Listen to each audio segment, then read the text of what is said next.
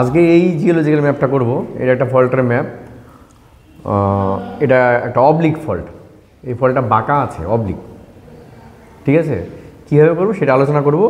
আর সবার প্রথমে section line important হচ্ছে। সেকশন লাইন, সেকশন লাইনটা যদি দেওয়া থাকে তাহলে তো হয়েই গেল, নাও দেওয়া থাকতে পারে। যদি না দেওয়া থাকে তাহলে এমনভাবে সেকশন লাইন ড্র করতে হবে যেখানে সর্বোচ্চ বেড যেন কাট করে, সব ইন্ডেক্সে যতগুলো বেড আছে সবগুলো যেন কাট করে, সেই হিসেবে আমাকে টানতে হবে। তাহলে গ্রিড, সবার নিচের বেড হচ্ছে গ্রিড, মানে এই বেডটা গ্রিড, এটা সবার উপর হচ্ছে এই যে ইটের মতো দেখতে সিম্বল। তাহলে আমরা এই বরাবর যদি করি সবগুলো বেড চলে আসবে মোটামুটি। গ্রিডও আসলো, এই সবগুলো চলে আসলো। ঠিক আছে, তাহলে আচ্ছা ওই বরাবর করলে আবার এইগুলো আসছে না, মাঝখান বরাবর করে একদম মাঝে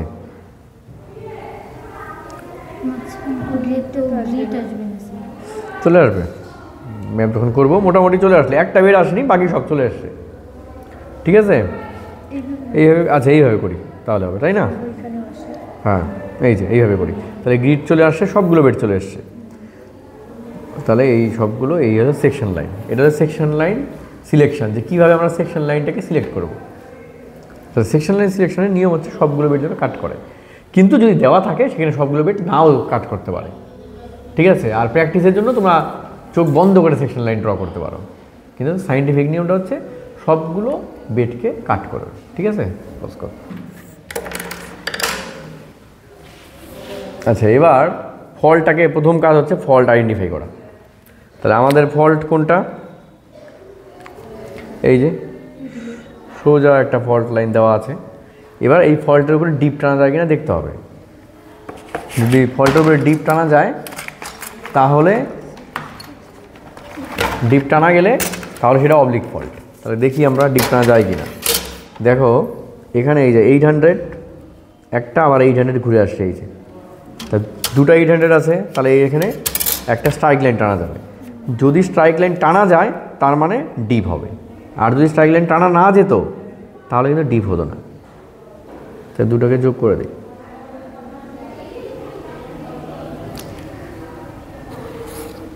এই একটা 800 আর এই একটা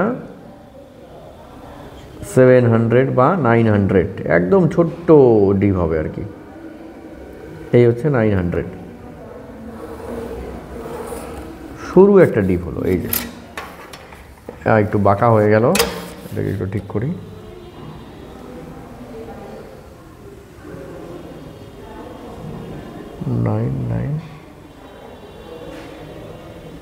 একটু বাঁকা হয়ে গেছে হালকা।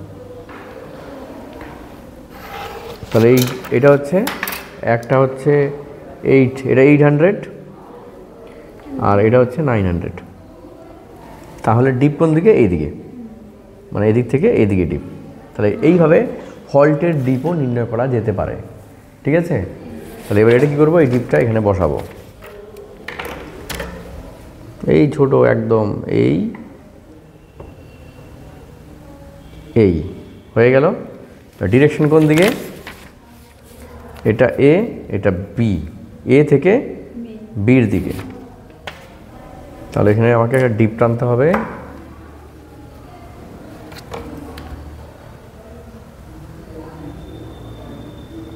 পয়েন্ট 1,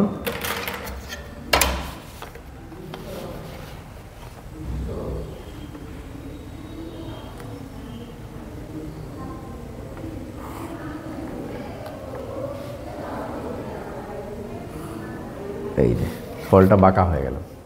ঠিক আছে, এটাকে বলা হয় অবলিক ফল্ট বা বাঁকা ফল্ট।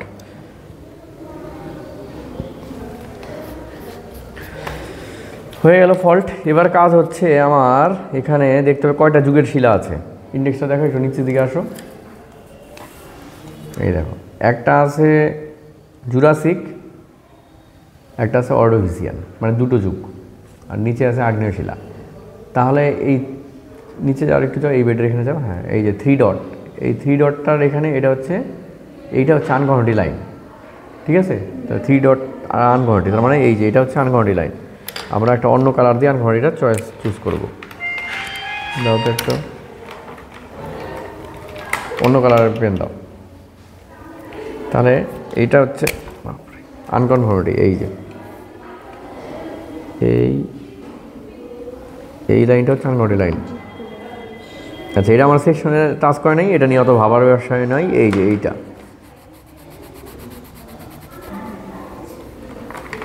হচ্ছে আনকনফর্মিটি লাইন। এই যে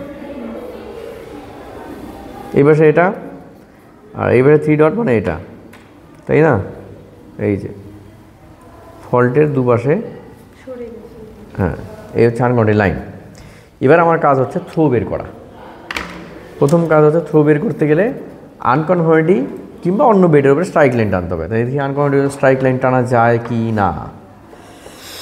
আচ্ছা, এই যে এটা সেম বেড, তাহলে এই 700 যোগ করে দিই। 700 যোগ করলাম, তাহলে এটা হচ্ছে 700 স্ট্রাইক লাইন। আর একটা দেখি খুঁজে বার করতে হবে, এই হচ্ছে 800। তাহলে 700 800, এই 700 তো হয়ে গেছে। এটার প্যারালাল করে এই টানলাম, এই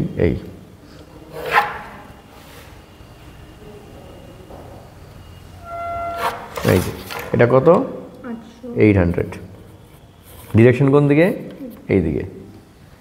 তাহলে আনকনফর্মিটির উপরে এক জোড়া স্ট্রাইক লাইন টেনেছি, আমরা ডিরেকশন পেয়ে গেছি। এবার আমাকে কী করতে হবে? এটা থ্রো বের করতে হবে। এই দেখো, এই যে স্ট্রাইক লাইনে এটা কত? 800টা বরাবর আমি এগোলাম, স্ট্রাইক লাইন বরাবর এগোবো। সেম বেড এটা টাচ করেছে কততে? 900-এ। তাহলে দুটো ডিফারেন্স কত? 200। তাহলে থ্রো হচ্ছে 200। এবার কোনটা আপ কোনটা ডাউন কীভাবে বুঝবো? এই বেডের উপরে এখানে কাট করেছে কত? 700। 800। এই বেডের উপরে 800 কাট করেছে, এটা এসে এখানে 900 কাট করেছে, তাহলে 100, থ্রো 100।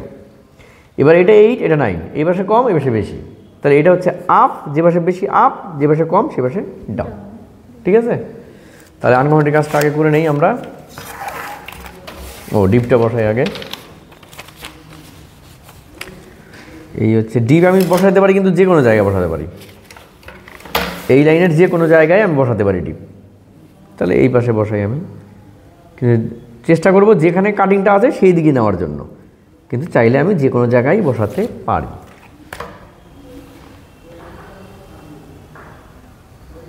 হচ্ছে 0.1।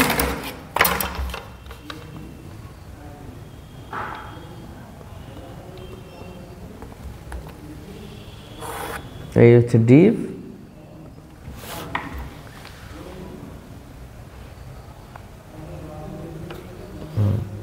এখানে আনকনফর্মিটি ছিল, এটা ছিল আনকনফর্মিটি। এই ফল্টে এসে টাচ করলো, এই যে। ঠিক আছে? এবার এই পাশে ডাউন, এই পাশে আপ, কত? 100। তাহলে ভার্টিক্যালি কিন্তু আমি করব, এই ভার্টিক্যালি 0.1-এর পার্থক্য আছে।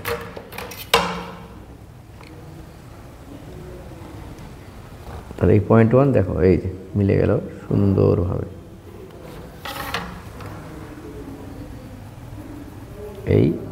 এই যে এটা হচ্ছে ডাউন, এটা হচ্ছে আপ। 100 আপ আছে, তাই আমি 0.1 উঠিয়ে এই যে এখানে 0.1 আসলো, আমি ভার্টিক্যালি উঠালাম, এই বেডের সঙ্গে এখানে এসে মিলে গেল। তাহলে 100 ডিফারেন্সটা পাওয়া গেল। তাহলে আমার আনকনফর্মিটির উপরে কাজ কমপ্লিট। ঠিক আছে? এবার নেক্সট আমি চলে আসি নিচের বেডের। একটু পজ করো, হয়ে গেল। আনকনফর্মিটিটা আমি সিম্বল দিয়ে দিচ্ছি। এই আনকনফর্মিটির উপরে এই বেডটা আছে। এবার এটার থিকনেসটা আমি দেখে নিই কত।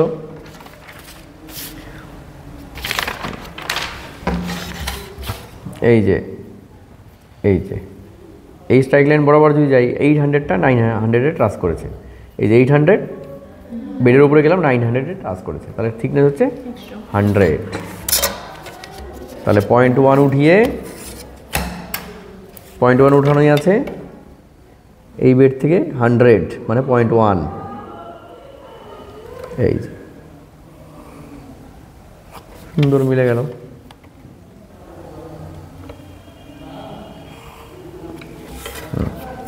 তাহলে এবার একটা সিম্বল দিয়ে দিই, এটা হচ্ছে ইটের মতো সিম্বল, ব্রিক টাইপের সিম্বল। ব্রিকের পরে এটা হচ্ছে 3 ডট সিম্বল, আর এটা তাহলে এই পাশে কি সিম্বল আসছে, এই পাশে 3 ডট সিম্বল। যদি না আসে আমরা এরকম করে একটু বাক্সর মতো উপরে করেও আমরা সিম্বল দিয়ে দিতে পারি, যদি এখানে সিম্বল দেওয়া না যায়, জায়গা না থাকে। তাহলে আনকমনের উপরে কিন্তু কাজ আমার একটু নিচে আনো, আমার কাজ শেষ। ঠিক আছে, অবলিক ফল্ট। এবার আনকমনের নিচের বেড, এই যে বেড, এই যে বেড, এই বেডগুলোর আমরা এবার ডিপ টানবো। তাহলে কি করব, এইখানে দেখো 800 800, দুটো 800 আছে এখানে, কিন্তু আর অন্য মান নেই। তাহলে অন্য বেডে যাই আমরা, এখানে শুধু একটাই 800 আছে, আর একটা পাচ্ছি না। এই বেডে যাই 800, আর নেই। তাহলে আমাকে অন্য জায়গায় যেতে হবে। এইখানে একটা আছে, এই যে এখানে একটাই আছে 600, এই যে 600। আচ্ছা, ফল্টের এই পাশে আছে 6, এই একটা আছে, হ্যাঁ এই যে 6 6, এই যে 6,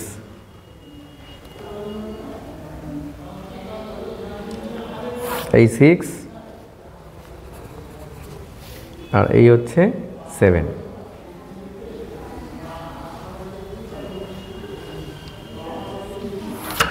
এই যে এটা 7 5, সরি 5 6 আর 5, তাহলে 600 স্ট্রাইক লাইন টানলাম, 500 স্ট্রাইক লাইন টানলাম।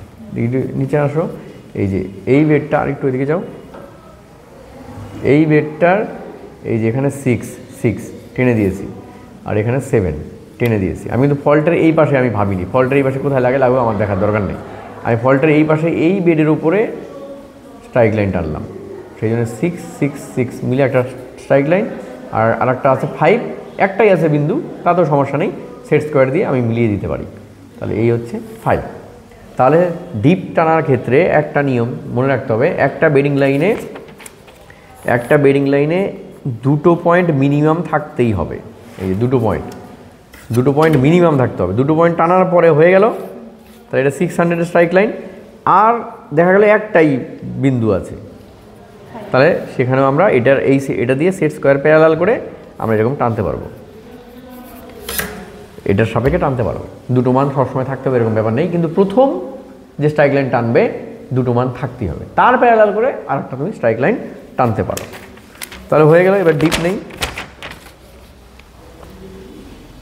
এই ডিপ কোন দিকে, এইদিকে 600 500, এদিকে না ডিপ 500 600।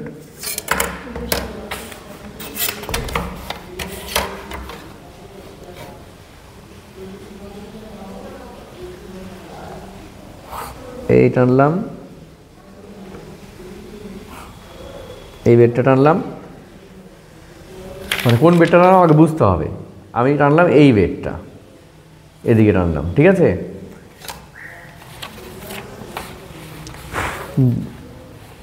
আচ্ছা, এই বেডটা টানা হয়ে গেল আমার, এই যে এদিকে। এবার এই বেডের নিচে হোয়াইট আছে, হোয়াইট মানে এই যুগে অর্ডোভিসিয়ান, এটা টানা হয়েছে, এর উপরে হোয়াইট, এর নিচে কে আছে এটা। তাহলে এই বেডটা আমরা আনতে পারবো, এটাকে আমরা আনতে পারবো কিভাবে? তাহলে এই বেডটার থিকনেস বার করতে হবে। থিকনেস দেখি হয় কি না, এই যে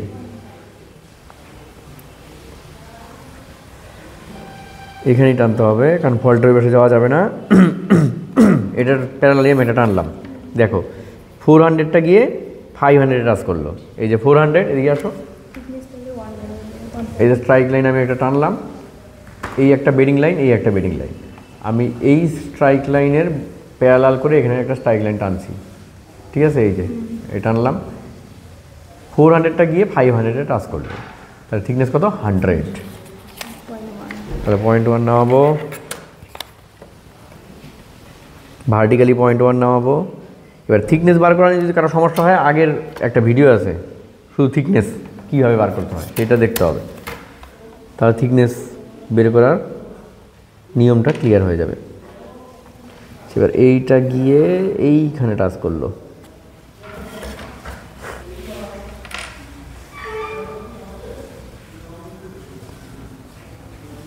আচ্ছা, তাহলে একটু পজ করো।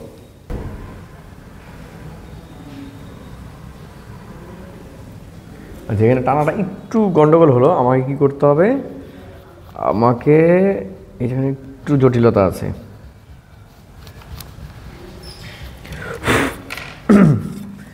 এই ডিপ দিয়ে এই বেডটা আমি টানবো, এইটা গিয়ে এই যে নিচে গিয়ে টাচ করবে, ঠিক আছে? এবার এখান থেকে এইটুক 0.1 নামালাম,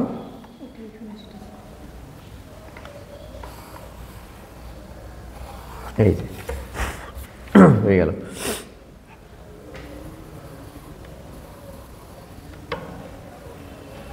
এই যে তাহলে এখানে এই যে এই বিন্দু বিন্দু বিন্দু বিন্দু সিম্বল, মানে এই বেডটা,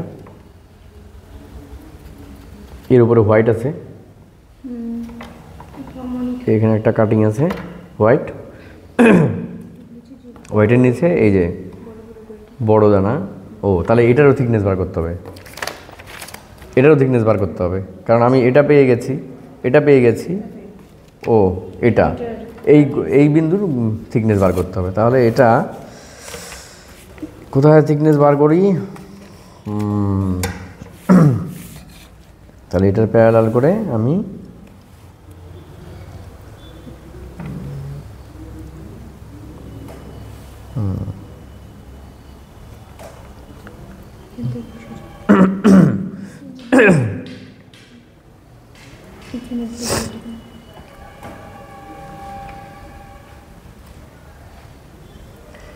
এই একটা 700 প্যারালাল করে,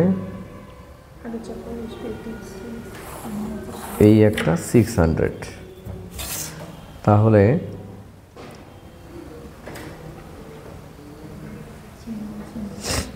সেভেন সিক্স। এই বেডটার থিকনেস বার করা একটু কঠিন হচ্ছে, দেখছি, দাঁড়াও, ওয়েট।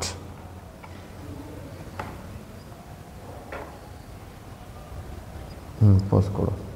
আচ্ছা, এই বেডটা থিকনেস বার করা একটু জটিলতা আছে, তবে বের করা যাবে, কোনো সমস্যা নেই। এখানকার যা ডিপ আছে, এটার ডিরেকশনটা হচ্ছে এইদিকে, এখানে 700, এটা 600।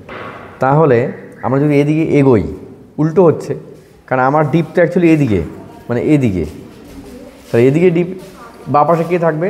600, এখানে 600 থাকবে, আর এই পাশে কে থাকবে? 7, এরপরে কে আছে? 8 হওয়া উচিত, কিন্তু আছে 6, সুতরাং থিকনেস 200। না, ডিপ ডিরেকশনটা এদিকে আছে, তোমরা থিকনেস বার করার নিয়মটা ভালো করে দেখবে। ডিপ ডিরেকশন এদিকে আছে, তাহলে বাঁ পাশে কে থাকার কথা? 600 থাকার কথা, ডিরেকশন এদিকে। তাই এদিকে যদি 600 হয়, এটা 700, এরপরে কী হবে? 800 হওয়া উচিত, আছে কত? 600, ডিফারেন্স কত? 200, তাহলে থিকনেস হচ্ছে 200। তাহলে এবার আমরা 200 নামাবো, 1 2,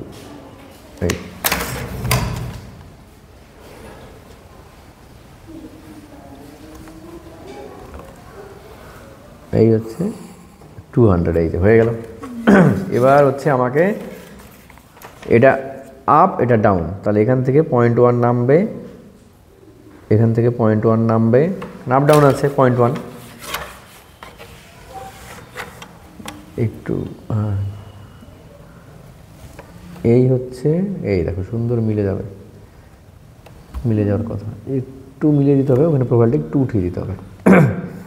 এই গিয়ে এখানে গেল, এইটার সঙ্গে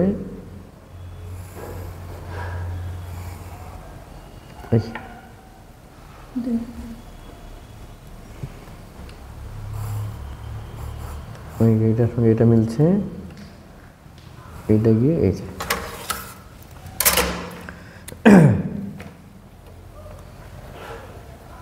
এখানে ওই যে ওঠার কথা ছিল বললাম, তখন ওঠানো হয়নি। প্রোফাইলটা এই গিয়ে এই যে একটু উঠে গেছে ওখানে, এই তো সুন্দর হয়ে মিলে গেছে, এই যে। ওকে, এবার সিম্বলে চলে আসি আমরা। দেখো যদি আমরা এদিক থেকেও আসি তাও হবে। প্রথমে এটা টাচ করেছিল, মানে এই আমরা যদি ABCD নাম দেই, এটা ABCDEF নাম দিলাম সুবিধের জন্য, তাহলে এটা ABCD, ঠিক আছে। তাহলে এ হচ্ছে বড় মিষ্টি, সিম্বল দিয়ে দিবে তোমরা, হ্যাঁ। তারপরে তাহলে এটা মানে ABCD, ঠিক আছে। তারপর একটা E, এটা হচ্ছে F, আমরা নাম দিয়ে করলাম, দেখো এটা মিলে গেল। তাহলে এইভাবে তোমাদের এই ম্যাপটা এইভাবে এই ম্যাপটা করতে হবে। এটা হচ্ছে অবলিক ফল্ট। তাহলে এখানে থ্রো লিখে দিব। তা এইটা হচ্ছে এই পাশে আপ, এই পাশে ডাউন, থ্রো কত 100 ফিট, তাহলে আপ ডাউন লিখে দিতে হবে, থ্রো 100 ফিট। চাইলে তোমরা সিম্বলটাও দিয়ে দিতে পারবে এই পাশে, সরি ডাউনের সিম্বল নিচ দিকে, মানে হাফ আর কি, দেখো হাফ তীর হাফ অ্যারো, ঠিক আছে। আপ ডাউন হয়ে গেল, এইভাবে করতে হবে, ঠিক আছে। Thank you.